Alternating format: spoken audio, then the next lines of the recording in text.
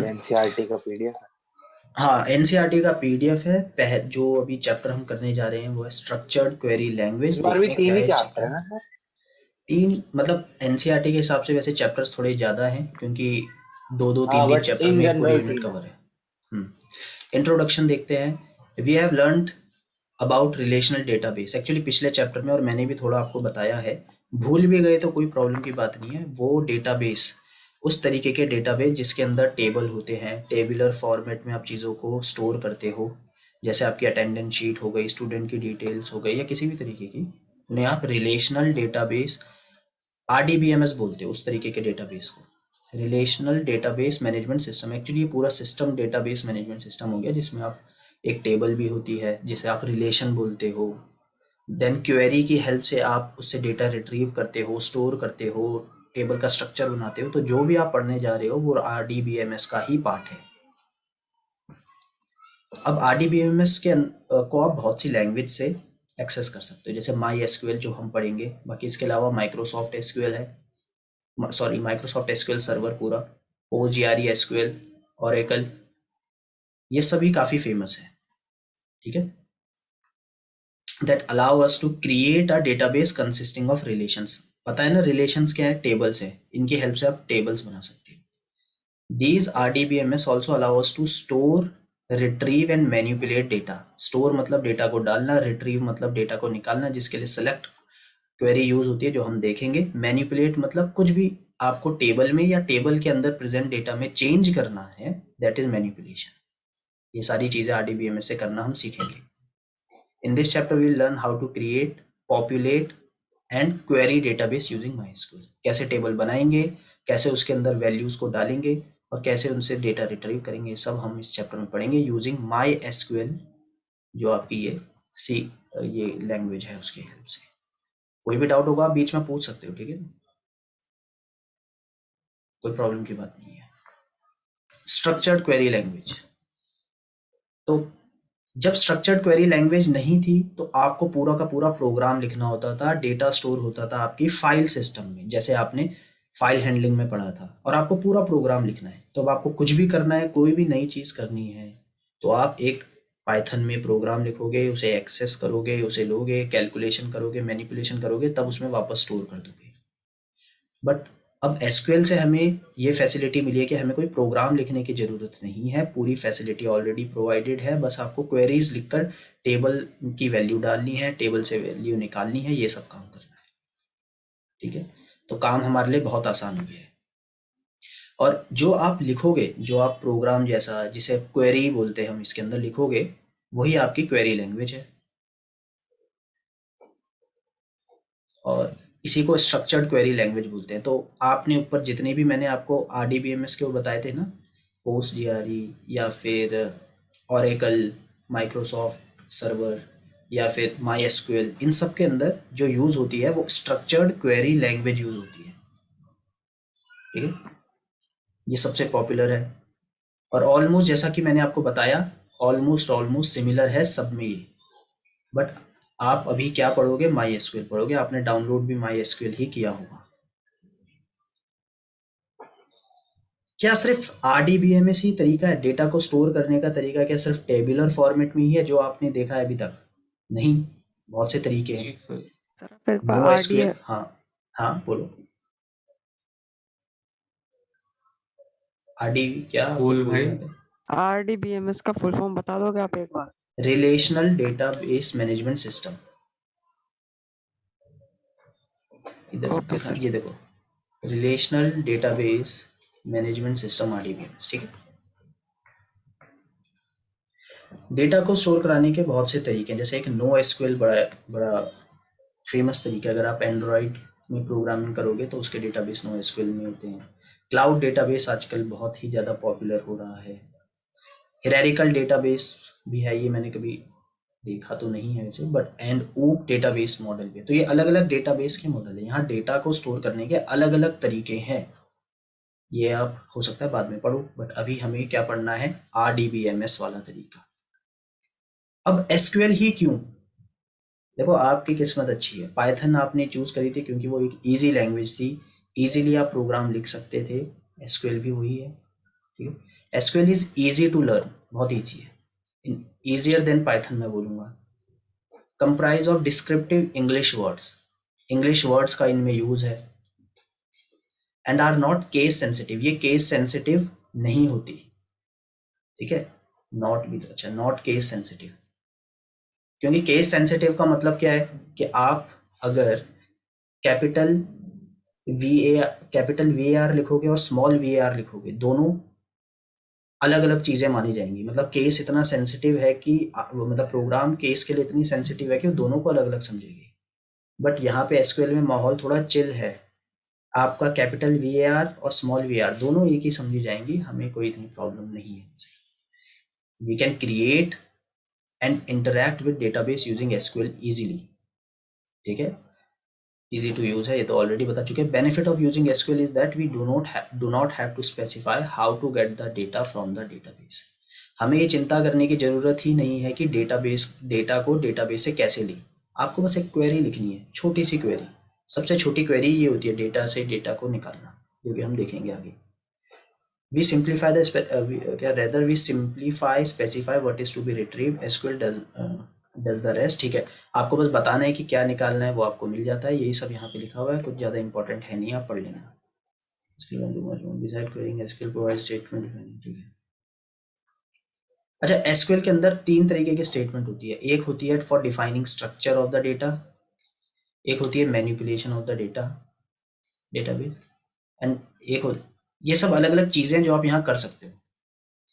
मैं इनको एक एक करके समझाता हूँ। ये टर्म्स मैं इसलिए समझा रहा हूँ जिस ताकि आप जब पढ़ो तो ये टर्म्स आपके लिए एलियन टर्म्स ना लगे आपको। Defining the structure of data क्या है, आपको बताना तो पड़ेगा कि आप टेबल कि आपका टेबल दिखने में है कैसा, टेबल के अंदर कौन कौन से एट्रीब्यूट्स हैं।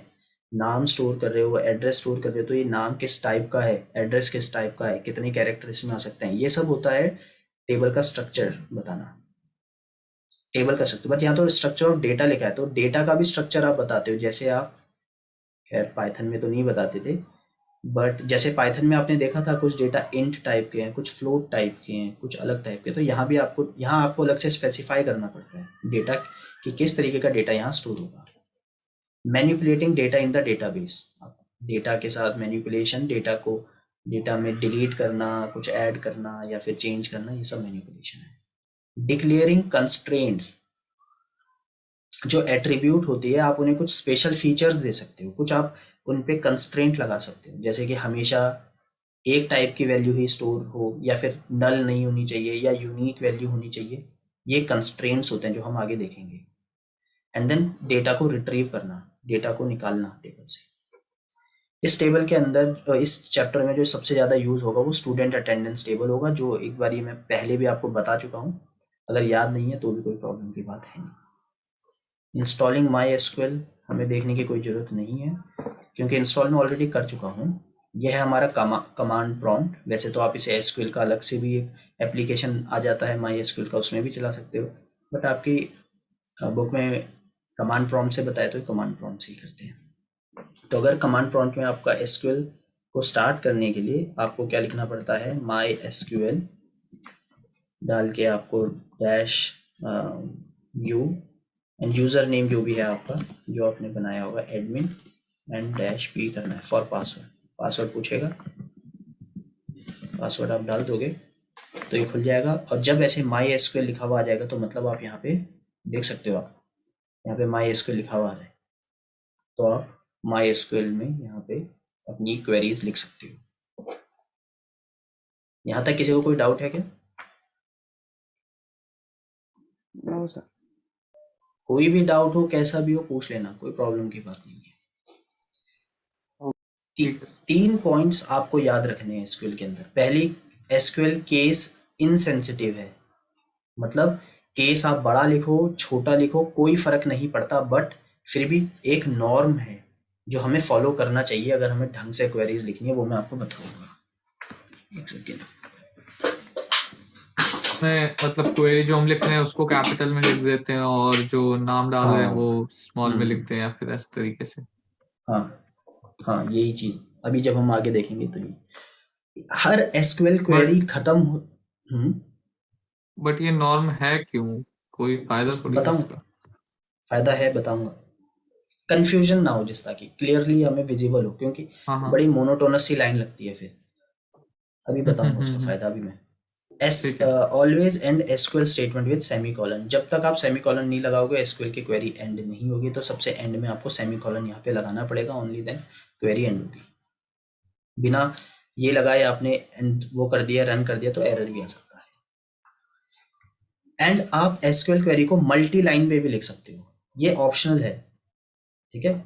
आप एक पूरी लाइन में भी एसक्यूएल की क्वेरी लिख सकते हो अगर आपने कभी कोई क्वेरी देखी है तो, और आप इसे अलग अलग लाइन में भी लिख सकते हो। आप एंटर दबाओगे तो क्वेरी रन नहीं होगी, क्योंकि क्वेरी मैंने जैसा सेकंड पॉइंट में बताया तभी रन होगी जब आप सेमीकोलन लगाओगे। अगर आपने सेमीकोलन नहीं लगाया, एंटर दबा दिया, तो वो नेक्स्ट लाइन में आ जाएगी। क्या ये 3 पॉइंट आपको समझ में आए? क्योंकि ये 3 पॉइंट अगर नहीं भी समझ में आए तो आगे यस इतनी सर। बार करेंगे कि आपको दिख ही जाएंगे।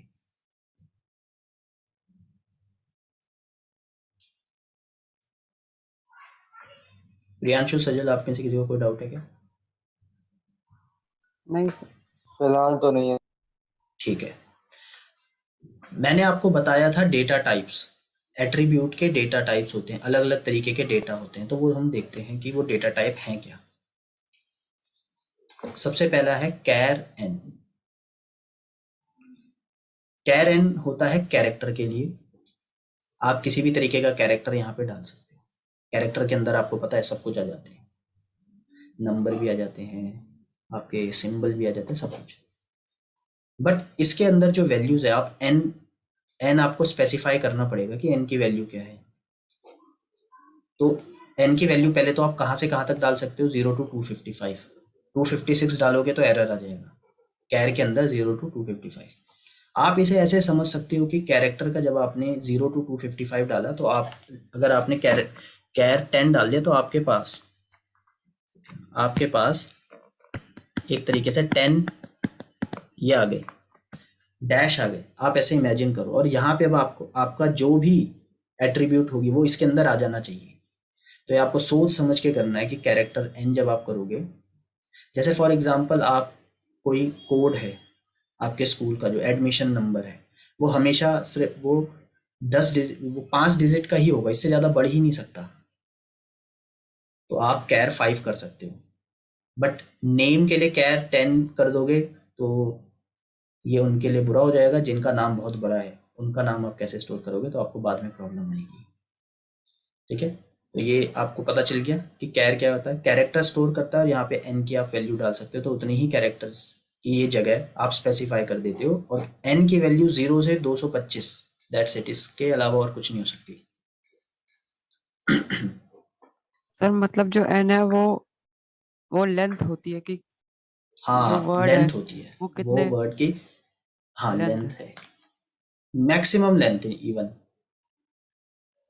मैक्सिमम। अगर मान लो ओके सर। आपने कैर एन के अंदर आपने अगर आपने 1 2 3 डाल दिया, तो बाकी स्पेस जो है खाली रह जाएंगे, बाकी स्पेस एकदम एम्प्टी रह जाएगा। ये जिस मेमोरी में आपका जो ये स्टोर है, क्योंकि ये मेमोरी में स्टोर हो रहा है, ये जितने डैश होंगे उतनी ज़्यादा वो मेमोरी एलोकेट करेगा। असलियत में तो आप जो भी वैल्यू डाल रहे हो कंप्यूटर में, एक ब्लॉक ऑफ मेमोरी उसे मिल जाएगा। तो आप जितना बड़ा एन डालोगे मेमोरी का, उतना बड़ा चंक ही उसे मिलेगा। बट इसका नुकसान और इसकी एक प्रॉब्लम ये है कि अगर आपने यहाँ पे एक ही डैश में कोई वैल्यू भरी है, फिर भी ये उतना बड़ा ही लेगा। मतलब अगर एक बंदे को भी घर के अंदर रहना है तो इसे मिलेगा बंगला ही, अगर आपने एन की बहुत बड़ी वैल्यू दी थी। ऐसा नहीं कि अगर एक ही बंदा रह रहा है तो उसे हम छोटा फ्लैट दे दें। एक्चुअली ऐसा होता है वैर कैर के अंदर। वैर कैर में देखते हैं, एन यहाँ पे जो होता है, यहाँ भी एन की वैल्यू तो इनफैक्ट आप 0 to 65535 तक रख सकते हो, मतलब बहुत बड़ी वैल्यू। अगर आपको सर ये किसी टेबल के जो अंदर एन कुछ की जो रिमार्क है उसके लिए भी आप इसे यूज कर सकते हो। हाँ बोलो प्रियांशु। सर ये जो एन की जो वैल्यूज है, क्या ये मतलब पेपर में याद करके तो नहीं जानी है? जहां तक कि है, मतलब ऐसे वन वर्ड में पूछ लें?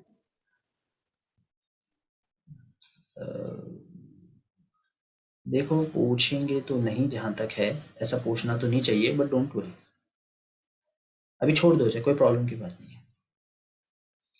इम्पोर्टेंट है इसका। Okay sir. और सर 1 मार्कर के लिए इतना दिमाग पे जोर डालने से बेटर है बाकी पे फोकस करें। ये आपको मैं याद छोड़ ये देगा क्या आपको एक याद है नंबर। मैं आपको बता दूंगा हम्म? मैं आपको कि कैसे से याद करना है, इतना मुश्किल नहीं है ये। हाँ सर, यू पर कैन फिर ये भी आप इसे मतलब कैलकुलेट भी कर सकते हो। कैलकुलेट तो कर कैरेक्टर सकते की हैं, बट वही है ना लिमिट कि ना, एक ही। हाँ कैरेक्टर लिमिट तो याद हो जाएगी, फोन देखो नंबर याद रहता है। ये देखो, एक्चुअली ये जो कैर होता है ना, इसका साइज यहाँ पे कहीं 1 बाइट लिखा है क्या? क्योंकि अभी आपको इतना बताया नहीं, बट ये it is actually equal to 1 byte. हाँ, मतलब आप इसे और वो होता है इक्वल 8, टू और ये जो है ये 2 की पावर 8 वैल्यूज ही स्टोर कर सकता है। अब 2 की पावर 8 तो 256 होता है, yes, sir. 256 बट ये होती है। 0 ये बट ये हाँ, 0 पढ़ा से हुआ है शुरू हुआ है ना, PNP। तो 0 to 255। Yes sir. एंड अब सिमिलरली ये भी वैल्यू कोई 2 की पावर में ही है, तो वो आप याद रख लेना। जैसे आपने यहाँ से 1 बाइट याद रख लिया कि 8 है, तो ये भी याद रख लेना ये कितने बाइट है। तो देख लेना, बहुत तरीके हैं, उसकी कोई प्रॉब्लम की बात नहीं है, चिंता करने की जरूरत नहीं है। तो कैर देखा, वैर कैर देखा। वैर कैर की खास बात तो देखो, वो आपके एग्जाम में जरूर आ सकती है। आपके एग्जाम में वैर कैर और कैर का डिफरेंस भी पूछा जा सकता है। वैर कैर में ये है कि अगर आपने वैर कैर 8 रख लिया होता तो 8 डैश आ जाते, 8 डैश आ जाते, मतलब 1 2 3 4 5 6 7 8 इतनी वैल्यू जो है आप स्टोर कर सकते थे। बट अगर मान लो आपने सिर्फ इतनी ही जगह पॉपुलेट करी होती, तो मेमोरी के अंदर ये पीछे है, ठीक है, ये बिहाइंड द सीन्स है, आपको नहीं पता चलेगा। मेमोरी के अंदर ये से इतना ही एलोकेट करेगा, बाकी एलोकेट नहीं करेगा। इसीलिए इसे वेर कैर नाम दिया, वेरिएबल कैरेक्टर्स। साइज इसका वेरिएबल हो सकता है। समझ में आया? तो मेमोरी की वेस्टेज यहाँ पे नहीं होगी ज्यादा। वैर तो कैर दो में yes, sir. हाँ, तो दोनों को कहाँ यूज करना है वो तो आपको एक्सपीरियंस से पता चलेगा, ठीक बट है। सर जैसे वैल्यू तो इसमें तो मेमोरी ज्यादा ही वेस्ट हो रही है ना, क्योंकि 65535 कैरेक्टर्स तक जा रहा है वैर कैर। नहीं, तो वो उस टाइम पे आपको जरूरत है उतनी वैल्यू के लिए। लेट्स से कि मैंने एक कॉलम बनाया रिमार्क, हाँ ऑब्वियसली हाँ। रिमार्क बड़े बड़े भी दे सकते हैं, तो मुझे रिमार्क चाहिए, जरूरी है रिमार्क मुझे, तो मैं वेर कैर ही यूज करूंगा। ज्यादा कैरेक्टर्स हो सकते हैं, बट वही रिमार्क मैंने किसी को दे दिया, उसने बस लिख दिया गुड, तो उसके लिए तो वो उतनी बड़ी मेमोरी क्या बोलते हैं स्टोर करके नहीं रख रहा है ना, उसको सिर्फ वो गुड लायक ही मेमोरी लेकर उसे रख देगा। हाँ, और कैर का काम इतना ही, इसलिए इसका साइज भी छोटा ही था। बट मान लो अगर मैं कैर 255 कर देता और रिमार्क कैर 255 से बनाता, मैं यहाँ पे गुड लिखता, तो भी सारा का सारा मेमोरी वो यूज करता, भले ही उसमें स्पेस ही पड़ी हुई है, अच्छा, तो और वैर कैर में अगर कुछ भी नंबर डाल दो, जितना हमने यूज करा है उतना ही यूज होगा। उतना ही यूज होगा। अच्छा, हाँ नेक्स्ट तभी है मैं जब वो प्रैक्टिकल वाला बोला था तो मैंने गूगल वगैरह पे सर्च करा था उसके लिए, W3 स्कूल पे। तो उसमें यही बोल रहे थे कि वैर कैर हर जगह लिखा हुआ था, कहीं कैर नहीं था। हाँ, नहीं, मैं बताऊंगा कैर आप कहाँ यूज कर सकते हो। जैसा कि मैंने बताया, ठीक है। आधार कार्ड, आधार नंबर कितने उसका होता है? 15 का होता है, मुझे पता।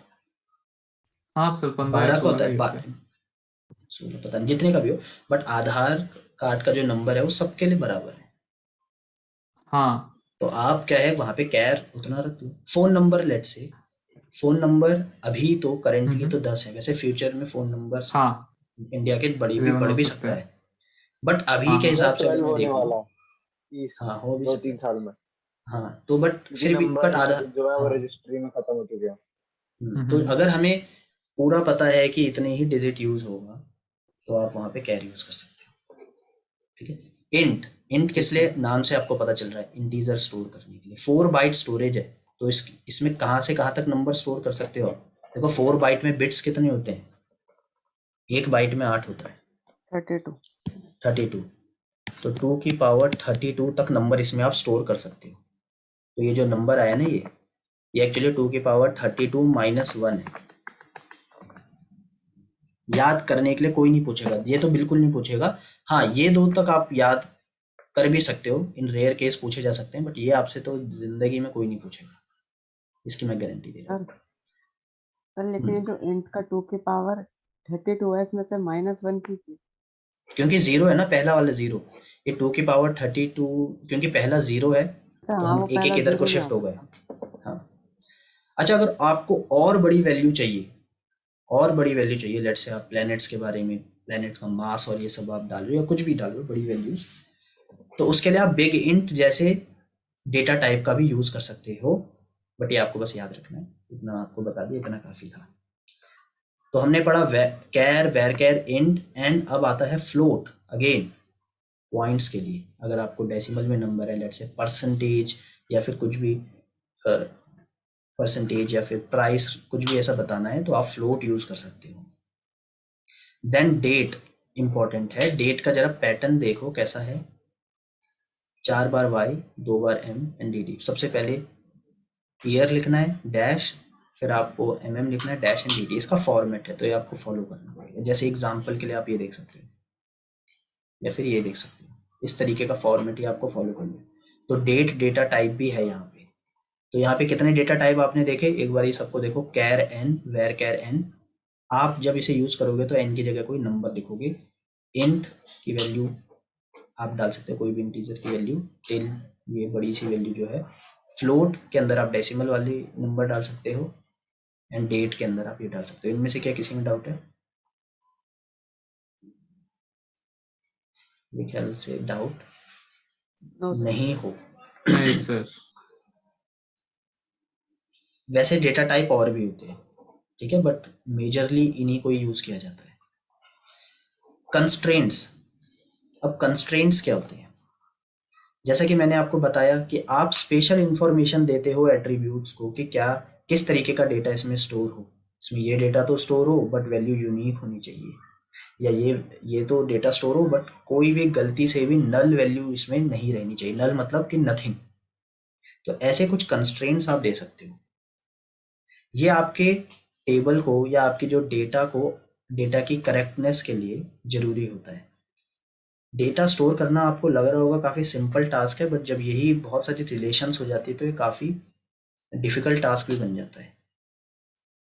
और जितना अच्छे से आप इनिशियल लेवल पे टेबल को डिज़ाइन करोगे, उतना ही सुखी जीवन आप आपका जो वो पूरा DBMS वाली जर्नी होगी उसमें आप जियोगे।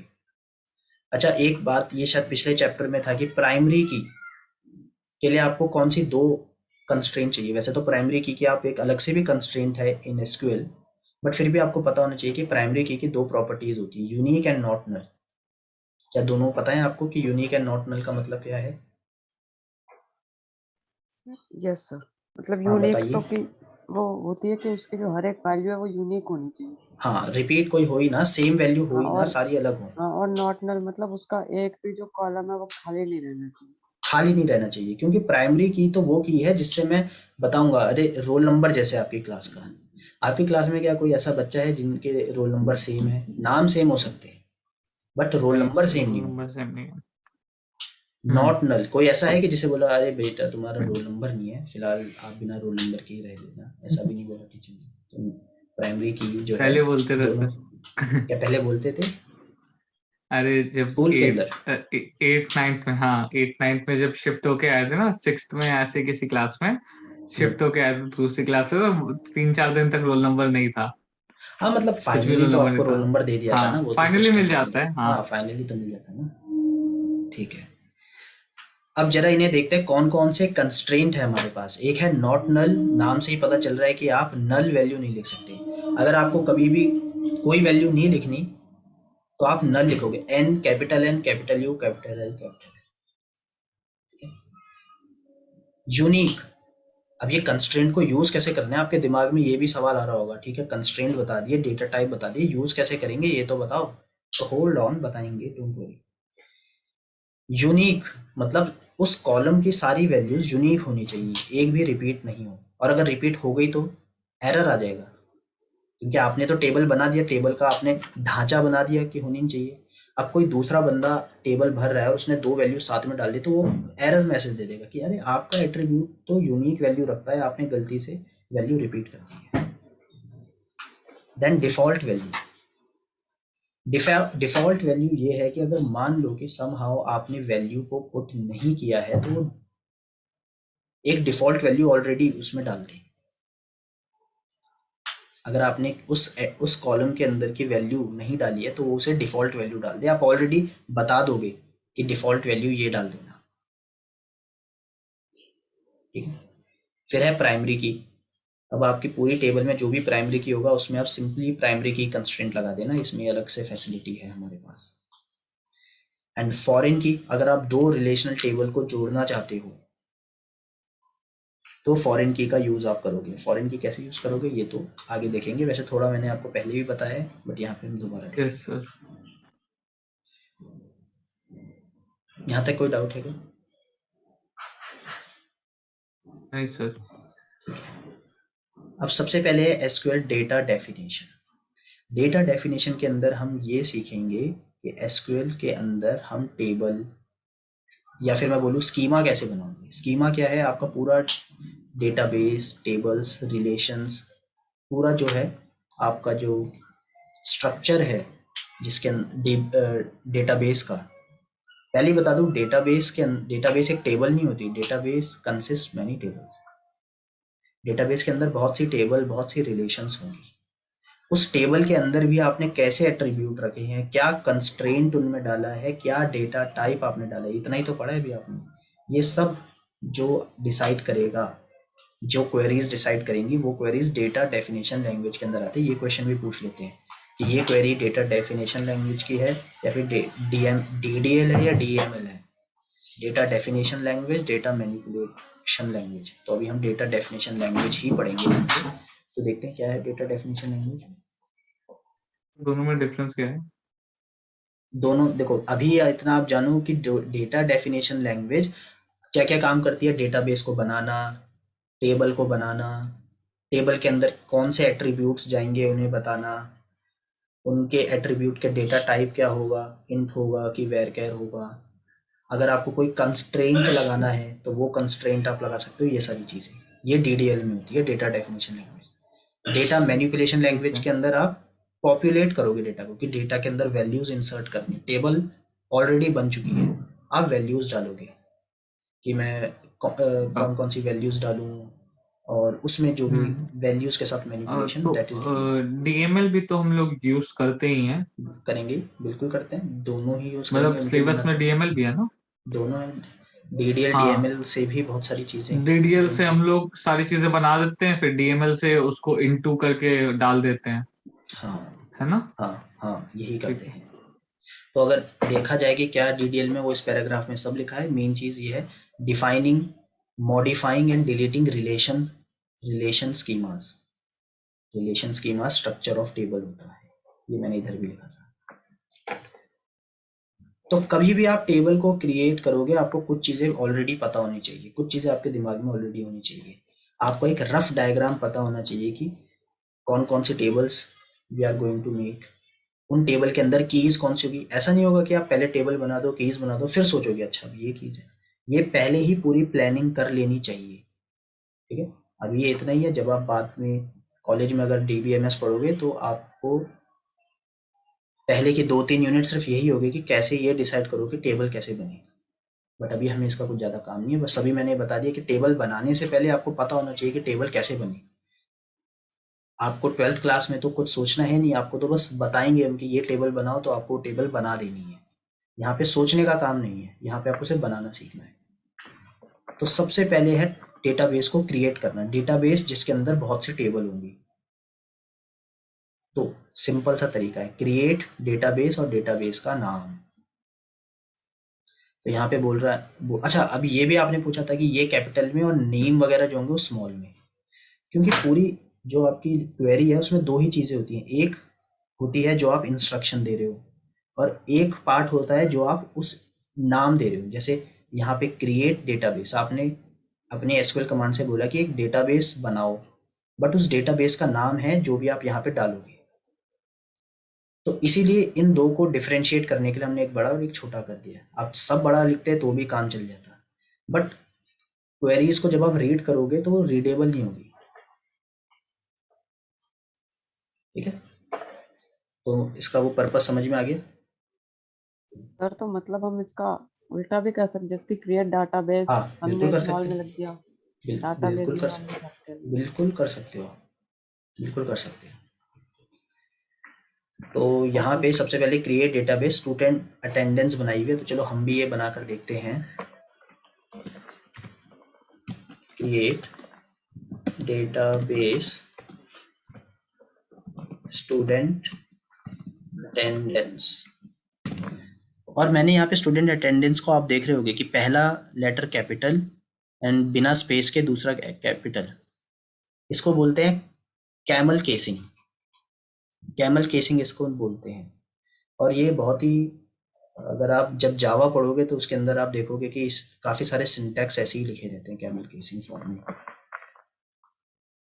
चलो इसे करते हैं। तो देखो क्वेरी ओके, अगर कोई प्रॉब्लम होती तो यहाँ पे कुछ आ जाता है इनकरेक्ट, 1 रो अफेक्टेड, और 1 रो मतलब एक रो, इस रो की बात वो कर रहा है, और नीचे टाइम बता दे रहा है। इससे कोई लेना देना नहीं है। एक डेटाबेस, हमारा डेटाबेस क्रिएट हो चुका है स्टूडेंट अटेंडेंस नाम से।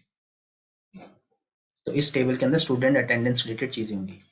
हाँ, अब एक यहाँ पे नोट जरूर दे रखा है। एक्चुअली क्वेरी लैंग्वेज वैसे तो आपकी एसक्यूएल केस इनसेंसिटिव है, बट अगर आप कभी इसे लिनक्स में कर रहे होते हो तो वो थोड़ी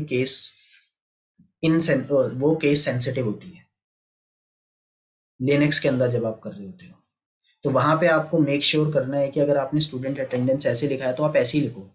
बाकी क्यों आप चेंज करोगे बार बार ही, मुझे पूरा यकीन है कि आप जब ये सारी चीज़ें पढ़ रहे हो तो आप काफ़ी डिसिप्लिन से सारे कोड वगैरह लिखोगे। और कोड को बड़े डिसिप्लिन से अच्छे से लिखना एक आर्ट होती है। मुझे पता है साइंस से रिलेटेड है, बट अच्छे से कोड लिखना इज़ लाइक एन आर्ट। तो हम एक ही नॉर्म को फॉलो करेंगे जिस ताकि हमें कम से कम एरर मिले। All right. अगर आपको देखने कितने डेटाबेसेस हैं आपके टेबल में, क्योंकि अगर आप बहुत सारे डेटाबेस बनाओगे तो आपके डेटाबेस का भंडार भी होगा, तो उसके लिए आप एक क्वेरी लिख सकते हो, शो डेटाबेस, नहीं बेसिस। और क्या मैं एंटर दबा दूं? नहीं, मुझे इन्वर्टेड कॉमा लगाना पड़ेगा। तो देखो ऑलरेडी इतने सारे डेटाबेस हैं इसमें। क्या मैंने जो डेटाबेस बनाया था वो मुझे दिख रहा है? Student attendance. अब मैं कैसे भी स्टूडेंट अटेंडेंस सेव करूं, इसने ये तो केस इनसेंसिटिव फॉर्म में ही सेव किया है इसने, सब स्मॉल में, ठीक है ना। तो सर तो यहाँ मतलब हम ये जो है सारे डाटाबेसेस की लिस्ट है जो इसने जो स्टोर जो कर मेरे रखी है। कंप्यूटर में पढ़ी है, हाँ मेरे कंप्यूटर में पढ़ी है। मैंने पहले भी कभी पढ़ाया होगा, तो कुछ मैंने वैसे काफ़ी सारे डिलीट भी कर दिए थे, बट कुछ ओके सर। बचे रह गए, और कुछ कुछ इनके अपने भी रहते हैं। Okay sir. तो ये तो अगर आपको डेटाबेस देखना है तो शो डेटाबेसेस आप करोगे, और अगर आपको इनमें से कुछ भी यूज़ करना है तो आप क्या करोगे, आपको पता है कि आप यूज़ करोगे यूज़ उस डेटाबेस का नाम। तो मैं यहाँ पे यूज़ करना चाहता हूँ स्टूडेंट अटेंडेंस डेटाबेस चेंज। अब मैं स्टूडेंट अटेंडेंस को यूज़ कर सकता हूँ। स्टूडेंट अटेंडेंस के अंदर भी you can make several tables in order to see that. आप क्या करोगे, शो टेबल्स। जैसे शो डेटाबेस किया था वैसे शो टेबल्स